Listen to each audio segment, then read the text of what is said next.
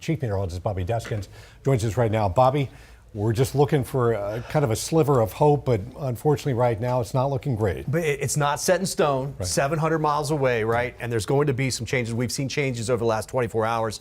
Some big time changes, by the way. So again, this is not set in stone, but it is what it is right now. The forecast is honing in, and it looks like it's on top of us right now, so we have to be prepared for that. 180-mile-per-hour winds, just amazing, monster out there. The storm, relatively speaking, size-wise, is still small, but the wind field will get bigger and bigger, and that will push more water, and that will eventually give us more wind here. We're going to have wind damage from this, right? We're going to have a pretty good swath of it. The bigger picture shows that it's 700 miles away, and you can see that eye wall. This is about as, it's starting to, it looks like it's coming in just a little bit there. This is about as good of shape I think it will be the whole time. The Hurricane Center says it may go to 185 here in the next couple of hours, and then it starts to weaken just a little bit.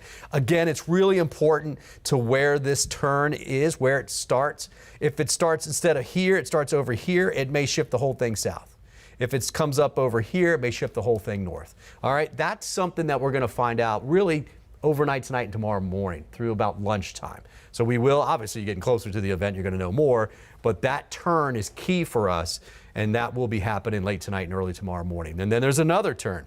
So that will get here around midday on Wednesday. Now, the timing has pushed back.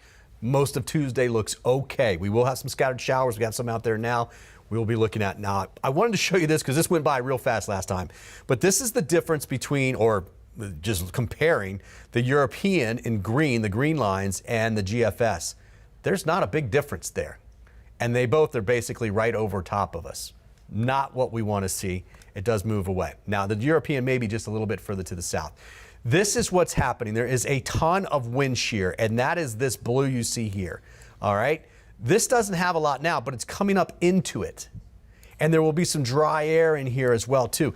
That's why we think it will weaken just a little bit. And you can see as we get into Wednesday, very close to us, see how it gets into that wind shear. That's part of the process that will weaken this, hopefully. Okay, that's what we're hoping for.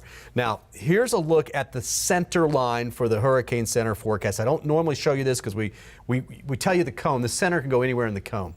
But just to compare and let you understand why the surge numbers have changed, now we're looking at 10 to 15 foot of surge possible there. Here.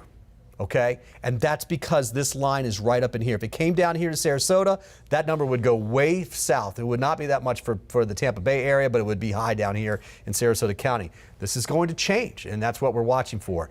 You look at the forecast now, this is similar. In fact, it's going to go up just a little bit more toward the north. This is the center line for the Hurricane Center, and now it's up here a little bit. See all the reds here? That is a forecast model forecasting storm surge. This is your 10 to 15 foot Apollo Beach, the beaches out here, especially Manatee. I mean, AMI. AMI. We can't have that. And Longboat Key and even down to Siesta Key, right? This is a major hurricane.